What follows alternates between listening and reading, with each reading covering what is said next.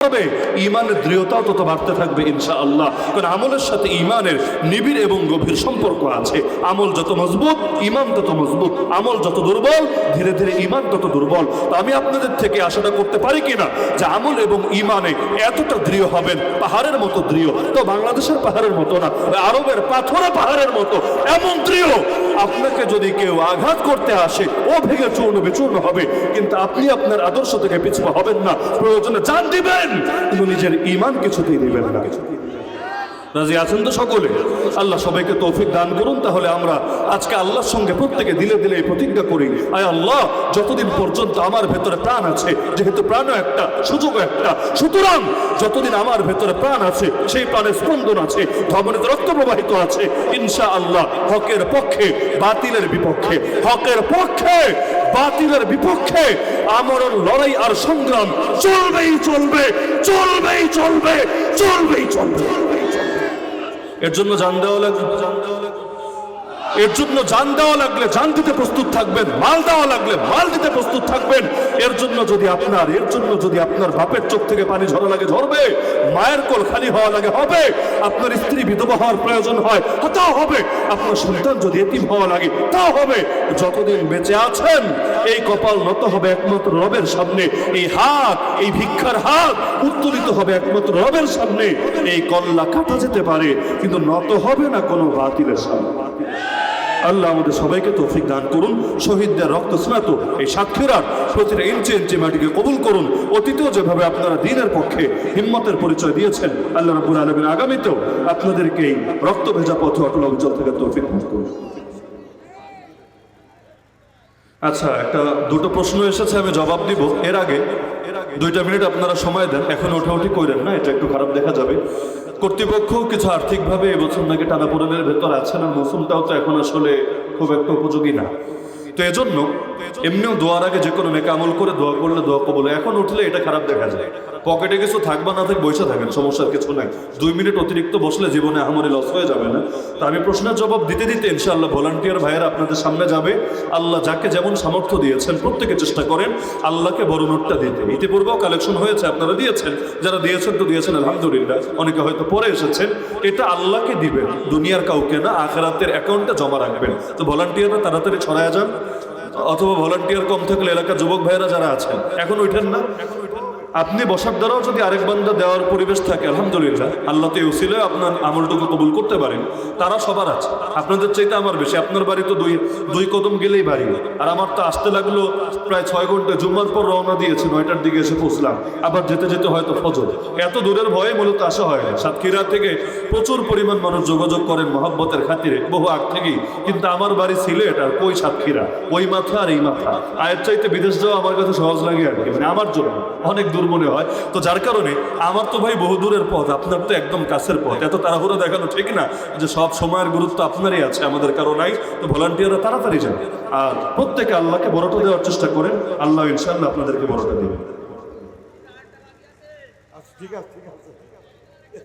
ঘটনা আরেকটা বাকি আছে, আমারও মনে আছে, কিন্তু পরিবেশটা আসলে খুব একটা ঘটনার জন্য আজকে উপযোগী মনে হচ্ছে না, ওইটারে বাকি রেখে দিলাম।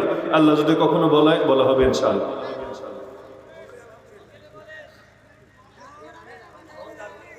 তাই আচ্ছা, প্রশ্নের জবাব দিয়ে এরপরে দেখুন ইনশাআল্লাহ।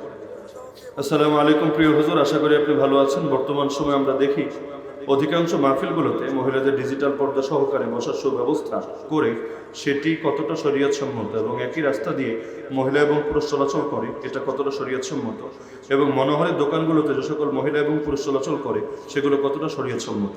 সবচাইতে জরুরি হলো লাস্টের পয়েন্টটা। মাহফিল তো হয়, মানুষ এখান থেকে আখিরাতের কিছু খোরাক নেবে এবং এখান থেকে আলহামদুলিল্লাহ দ্বীনের কিছু শিক্ষা গ্রহণ করবে এজন্য। কিন্তু প্রতিটা মাহফিলকে কেন্দ্র করে যে মেলাগুলো হয়, আমার মনে হয় মাহফিলে যতটা সওয়াব কামায় মেলার মধ্যে এর চাইতে 10 গুণ বেশি পাপ হয়। কারণ সেখানে আসলে শরীয়তের বালাই কম থাকে, একদম অবাধ ফ্রি মিক্সিং থেকে শুরু করে আরও বিভিন্ন ধরনের পাপ, ঝগড়াঝাটি, গীবত, শিকায়েত, মিথ্যা, গান বাজনা সবই চলতে থাকে সেখানে। এজন্য আসলে মাহফিলের আশপাশে যে মেলাগুলো হয়, আমার মনে হয় এটার ক্ষেত্রে কিছু সতর্কতা অবলম্বন করা দরকার, ফিল্টারিং করা দরকার। হ্যাঁ, মেলা থেকে অনেক সময় মাহফিল কমিটি একটা সাপোর্ট পায়, কোনো কোনো জায়গায় মেলা হতেই দেয় না, যেখানে হতে দেয় আমি মনে করি কিছু শর্ত সাপেক্ষে এবং একটু তত্ত্বাবধানের সাথে করলে জিনিসটা সুন্দর হয়। সেটা হলো সেটাকে কেন্দ্র করে যাতে এমন না হয় যে বিভিন্ন পাপের পরিবেশ হবে এবং মাহফিলের শ্রোতার চাইতে মেলার মধ্যে মানুষ গিয়ে বেশি আড্ডাবাজি করতে থাকবে। ওইটারে যদি নিয়ন্ত্রণ করা যায়, চাইলে নিয়ন্ত্রণ করা সম্ভব। এটা 10 জন 20 জন যুবকে যদি উদ্যোগ নেয়, এটা নিয়ন্ত্রণ করা কোনো ব্যাপারই না। এ কিভাবে করতে হয় এটা আমার চাইতে আপনাদের ভালো জানা আছে। এভাবে যদি করা হয় অবশ্যই উত্তম, আর যদি না করা হয় তাহলে লাভের চাইতে ক্ষতির পাল্লাটা একটু বেশি হয়ে যায়। আল্লাহ রসুলের একটা হাদিসে আছে, শুক্রবার দিন এই যে জুম্মার নামাজ আপনারা পড়েন, ফজিলতটা পান, এই হাদিসটার ব্যাপারে নবীজি প্রথম বাক্য বলেন, মান গাসসালা ওয়া গাসালা, যে ব্যক্তি স্ত্রীকেও গোসল করায় নিজেও গোসল করে, আগে আগে মসজিদে আসে, ইমামের কাছাকাছি বসে, খুতবার সময় চুপ থাকে, সে জুমার পরিপূর্ণ প্রতিদান লাভ করে। শুরুই করলেন বউরেও গোসল করায় নিজেও গোসল করে। এটা দিয়ে কেন? প্রথম পড়ার পরে আমি একটু চমকে গেলাম। যে সময় হাদিসটা পড়ি, দাওরে হাদিসের বছর, তখন তো আর বিয়ে শাদী করি নাই, বউ নাই। তো এখন চিন্তা করছে, হায় রে, নবী কি বললো এটা, যে বউরেও গোসল করায় নিজেও গোসল করে। আমাদের তো এই ফজিলত নেওয়ার সুযোগই নাই। এগুলো তো যারা বিয়ে শাদী করেছে তারা পারবে, মিসকিনদের তো আর এই পথটা খোলা নাই। মিসকিন এই অর্থে মানে যাদের এখনো বিয়ে শাদী হয় নাই। তো এখন চিন্তা করলাম এটা কেন। আলহামদুলিল্লাহ পরে এমন ব্যাখ্যা পেলাম আর হৃদয় জড়িয়ে গেল। এর ব্যাখ্যা হলো, ওই জামানায় এখন তো জামে মসজিদ হয়ে গেছে বেশি ঘন, পাঞ্জেগানা নাই বললেই চলে, প্রত্যেকটা মসজিদে জামে মসজিদ। নিয়ম হলো এক একটা গ্রামে একটা জামে মসজিদ থাকবে, সব মানুষ এখানে আসবে। তো নবীর জামানায় যেটা হতো, মানুষকে কখন 1 কিলো 2 কিলো হেঁটে হেঁটে মসজিদ পর্যন্ত আসা না। এখন আসার পথে এলাকায় সবাই মুসলমান ছিল বিষয়টা এমন না, অনেক অমুসলিমেরও তো বসবাস ছিল। আসার পথে এখন অনেক নারীর দিকে নজর পড়ে যাওয়ার আশঙ্কা আছে। পুরুষ মানুষের নজর পড়তেই পারে, নজর তো আর ইচ্ছা করে দেওয়া লাগে এমন না, হাঁটতে চলতে গেলে এমনিই পড়ে যায়। আল্লাহ রসুল সাল্লাল্লাহু আলাইহি ওয়াসাল্লামের শিক্ষাটা দেখেন, আর ইসলাম কত গভীরভাবে চিন্তা করে আপনি ভাবেন। আল্লাহ রসুল সাল্লাল্লাহু আলাইহি ওয়াসাল্লাম শিক্ষা দিলেন, বৃহস্পতিবার রাতে যদি স্ত্রীর সাথে মেলামেশা করে, বৃহস্পতিবার রাতে যদি স্ত্রীর সাথে মেলামেশা করে, শুক্রবার দিন জুমায় আসার সময় তার নজর হেফাজত করা তার জন্য সহজ হবে। কারণ আপনি যখন ভাত খাবেন, পেট ভরে, পান্তা ভাতও যদি খান, একদম পেট ভরে খেয়েছেন, এরপর সামনে বিরিয়ানি দেখলেও খুব একটা রুচি হবে না, পেট তো ভরা। আপনি বলবেন, বেটা আগে এই না দেখতি খাওন কারে বলে, এখন তো আর খাওয়ার কোনো রুচি নেই, স্বাভাবিক একটা প্রবণতা। কিন্তু খালি পেটে যদি এমন হয় প্রচুর পরিমাণ ক্ষুধা জমে আছে পেটে, তখন বিরিয়ানি লাগে না, বরঞ্চ বাংলায় বলে অভাবে স্বভাব নষ্ট হয়, মানুষ কখনো চুরি করেও খাওয়ার চেষ্টাটা করে। তো স্বাভাবিক, এখন যদি বৃহস্পতিবার রাতে স্ত্রীর সাথে মেলামেশা করে, এই সুন্নাতের উপর আমল করে, এরপর সকালবেলা পবিত্র হলো, ফজর আদায় করলো, যত সময় মসজিদে জুম্মার সময় আসলো, নজর হেফাজত করাটা সহজ হবে না? হবে, আলহামদুলিল্লাহ। ইসলামের শিক্ষাগুলো কত গভীর, চিন্তা করেছেন? জুম্মায় আইসা সওয়াব কমাবা, রাস্তায় যাতে পাপের দ্বারা গুনাহ না হয়ে যায় এবং তোমার যাতে লস না হয়ে যায়, এজন্য মাহফিল করবেন সওয়াবের জন্য। ওই মেলার দ্বারা যাতে সওয়াব কাটাকাটি হয়ে পাপের পাল্লাটা বেশি ভারী না হয়ে যায়। আর নারীদের চলাচলের ক্ষেত্রে অবশ্যই ভিন্ন পথ অবলম্বন করা দরকার, না হলে এই যে এখন মাহফিল শেষ হবে, হুড় করে সবাই বের হবে, কি পরিমাণ ভিড়াভিড়ি ঠেলাঠেলি, এর মধ্যে যদি নারীদের ভেতর দিয়ে যেতে হয়, আর এটা খালি পর্দার ক্ষতি তা না, এটা তো আসলে দেখতেই অসুন্দর, দৃশ্যটাই অসুন্দর। এবং এটা নারী জাতির প্রতি আপনি যে মনোযোগ কম দিলেন এবং আপনি যে তাদের খেদমতে ত্রুটি রাখলেন, এটার স্পষ্ট প্রমাণ। পর্দার চাইতে ইজ্জতের প্রসঙ্গটা এখানে বড়, সুতরাং পথ আলাদা হওয়া দরকার। আর প্রথম যে পয়েন্ট, আমি জবাব তো উল্টা দিচ্ছি, প্রথম যে পয়েন্টটা দিয়েছে সেটা হলো ডিজিটাল পর্দা সহকারে বসার সুব্যবস্থা। আমি জানি না এখানেও আছে কিনা, অনেক জায়গায় থাকে। তো সেক্ষেত্রে ইসলামের দৃষ্টিতে একজন নারী এবং একজন পুরুষ উভয়কে আল্লাহ বলে দিয়েছেন কোরআনে 18 নম্বর পারায় সূরা নূরে, হে নবী, মুমিন পুরুষদেরকেও বলে দেন, মুমিন নারীদেরকেও বলে দেন, তারা যাতে দৃষ্টি নত রাখে এবং লজ্জাস্থান হেফাজত করে। ইসলামের শিক্ষা এটা, পুরুষের ক্ষেত্রেও নারীর ক্ষেত্রেও। 1 নম্বরে বলেন দৃষ্টি নত রাখা, নিচের দিকে রাখা, আর 2 নম্বরে লজ্জাস্থানকে হেফাজত করা। দৃষ্টি নিচে রাখলে কি হয়, এই যেমন আমার সামনে আপনারা বসে আছেন সব পুরুষ মানুষ, এখন আমি দৃষ্টি নিচে না রাখলেও সমস্যা নাই, কারণ আমার নজর দ্বারা গুনাহ হওয়ার কোনো আশঙ্কা নাই, পুরুষ দেখলে তো আর এখানে কোনো গুনাহ হবে না। কিন্তু সামনে যদি নারী থাকতো, তাহলে সেই ক্ষেত্রে কিন্তু আমার জন্য নজর হেফাজত করা, এটা আমার জন্য আল্লাহর ডাইরেক্ট আদেশ হয়ে যেত, ডাইরেক্ট আদেশ। তাহলে নারী এবং পুরুষ, এটা শুধুমাত্র মাহফিলের পর্দার ক্ষেত্রে এই মাসালা এটা এমন না, বরঞ্চ মাসালা সব ক্ষেত্রে, ইউটিউবের ক্ষেত্রেও, ফেসবুকের ক্ষেত্রেও। একজন হুজুরের ভিডিও যখন তার সামনে আসলো, একজন নারীর সামনে, হেদায়েতের জন্য চেহারা দেখা শর্ত না, হেদায়েতের জন্য তো আওয়াজ শোনাই যথেষ্ট। হেদায়েতের জন্য তো চেহারা দেখা শর্ত না, আওয়াজ শোনাই তো যথেষ্ট। ওই মক্কা মদিনায় যারা গিয়েছেন, ইমামের চেহারা দেখার সুযোগ কে পেয়েছেন? ইমাম কই দাঁড়ায় এইটাই তো অনেকে জানে না। এত মানুষ, এত মানুষ, তাই বলে নামাজ হয় না, তাই বলে তেলাওয়াতের ফায়দা হয় না? সব ঠিকই হয়, মূল হলো কানে আওয়াজ শোনা। এজন্য আমি মনে করি এই জাতীয় কোরআনের মাহফিলে নারীদের জন্য ওই দেখার ব্যবস্থা না থাকাটাই উত্তম। কারণ যদি থাকে তাহলে সূরা নূরের এই আয়াতের উপর আমল হবে কিভাবে আমাকে বলেন? দৃষ্টি নত রাখা। না হলে আপনি সামনে পর্দাও টানাবেন আর ফতোও শোনাবেন। আল্লাহ বলেছেন দৃষ্টি নত রাখতে। আরে ভাই, হাস্যকর ব্যাপার। আল্লাহ যদি দৃষ্টি নত রাখতে বলে তাহলে সামনে দিচ্ছেন কি জন্য? তাহলে এখন সে আল্লাহটা মানবে না আপনারটা রক্ষা করবে?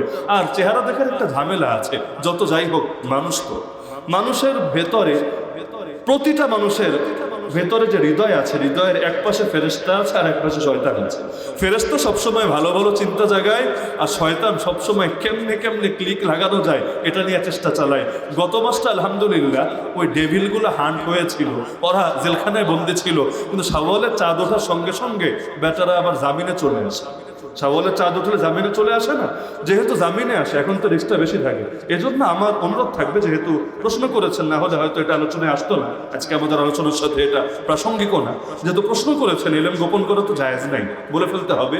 আমি মনে করি কোরআনের মাহফিলে শোনার ব্যবস্থাটা রাখেন ভালো মতো, দেখার ব্যবস্থা না রাখাটাই ভালো। কারণ দিলে যদি ফিতনা আসে ভাই, আসতেই পারে। আর সব হুজুর তো আর বুড়া হুজুর না, সব হুজুর তো আর বুড়া হুজুর না যে 80 বছরের বুড়া হুজুর, ওনারা দেখলেই কি আর না দেখলেই কি, ওইটা তো সমস্যা না। অনেক হুজুর তো জুয়ান হুজুর। তো এখন জুয়ান হুজুরের চেহারা দেখার মধ্যে তো আলাদা ডেকে আছে বলে আমার জানা নাই, বরঞ্চ উল্টাটার আশঙ্কা আছে। এমনকি একজনের দিলেও যদি ফিতনা আসে, এটার পাপের দায় আপনি নেবেন, কে নেবেন? তাহলে সুতরাং মাহফিলের ক্ষেত্রে শোনার ব্যবস্থা রাখাটাই ভালো, দেখার ব্যবস্থা রাখাটাকে আমি হারাম ফতোয়া দিচ্ছি না, নাজায়েজ ফতোয়া দিচ্ছি না। আমি বলছি সূরা নূরের এই আয়াতের উল্টা আমল হয়, এজন্য সতর্কতা অবলম্বন করাটাই আমি মনে করি উত্তম। মাহফিলগুলো যে অধিক রাত পর্যন্ত হয় এবং যার কারণে অধিক মানুষ ফজরের নামাজ কাজা করে ফেলে, তাহলে আমাদের এই মাহফিলের মাধ্যমে তো কোনো উপকার হচ্ছে না, বরং ক্ষতি হচ্ছে। এটার ব্যাপারে আমার কথা হলো, মানুষ ফজরের নামাজের কাজা শুধু মাহফিলের দিন করে তা না, সারা বছরই করে। উল্টা মাহফিলের দিন একটু মুসল্লি বেশি হয় আর সারা বছর এর চাইতে আরো কম হয়। সব দোষ আসলে মাহফিলের না, দোষ হলো আইলসামিল, দোষ হলো অলসতা। এখন পাবলিক যদি ভাই, আপনি মাহফিল যদি 7টায়ও শেষ করেন, বাংলাদেশে বহু এলাকা আছে, আমাদের সিলেটেও এমন বহু এলাকা আছে, এই যে এই টাইমে মাহফিল করছেন না, লোক একটাও থাকবে, সর্বোচ্চ 9টা, সর্বোচ্চ। মানে আসল বক্তা মাগরিবের পরে বয়ান করে ফেলে, এরপর সভাপতি বা মুরব্বী একজন এশার পরে হালকা বয়ান করে দোয়া করে ফেলে, ওইখানে বেশি রাত পর্যন্ত লোক হয় না। অথচ ওইখানেও ফজরের নামাজে মুসল্লির ঘাটতি আছে। তাহলে কিসের দোষ দেবেন আপনি? সারা বছর তো মাহফিল হয় না, সেখানে কি সমস্যা? তো কেউ যদি নামাজ পড়তে চায়, আসলেই যদি নামাজ পড়তে চায়, তার জন্য 12টা 1টায় ঘুমালেও তার নিয়মিত নামাজি হলে ওই একদিনের জন্য তার নামাজটা আসলে ছোটে না। মূল সমস্যা মাহফিলে না, মূল সমস্যা খাসলতে। তবে মাহফিলটা আমি মনে করি বাংলাদেশে কিছু এলাকা আছে, এদিকে হয়তো নাই, ওই ময়মনসিংহ বিভাগের মধ্যে এমন বহু জায়গা আছে, মাহফিল এমন রাত করা পরে ফজরের পরে দোয়া কইরা বাড়ি যায়, যে দেরি যখন করো ভাই একবারে এখানেই ফজর পইরা সিন্নি খেয়ে যাও। আর বাঙালির সিন্নির আগ্রহ আছে না সাহেব।